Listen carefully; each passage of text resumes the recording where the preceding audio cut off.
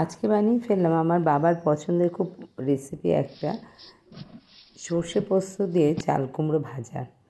প্রথমে একটা মিক্সির বাটিতে সর্ষে পোস্ত পরিমাণ মতো নিয়ে তাতে গ্রেট করে নিলাম।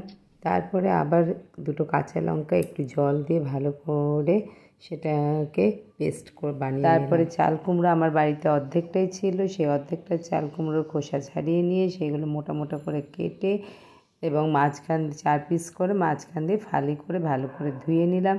ধুয়ে সেগুলোকে একটু নুন দিয়ে ভাপ দিয়ে নিলাম। সেই ভাপ থেকে তুলে নিয়ে একটু ঠান্ডা করতে দিলাম। আর এদিকে সর্ষে পোস্ত যে পেস্ট বানিয়ে রেখেছিলাম তাতে একটু নুন মাখিয়ে নিয়ে ওই ঠান্ডা হয়ে যাওয়ার পরে চাল কুমড়োর ফালিগুলোর মধ্যে সর্ষে পোস্ত বাটাটা ঢুকিয়ে নিলাম। তারপরে কড়াইয়ে অল্প করে তেল দিয়ে সেইটা চারধারে মাখিয়ে নিয়ে তেল গরম হতে তার মধ্যে ওই মশলা মাখানো চাল কুমড়োগুলো দিয়ে দিলাম। ভেজে নিলাম এক পাশ ভালো করে ভাজা হয়ে গেলে আরেক পিঠ ভালো করে ভেজে তুলে নিলাম।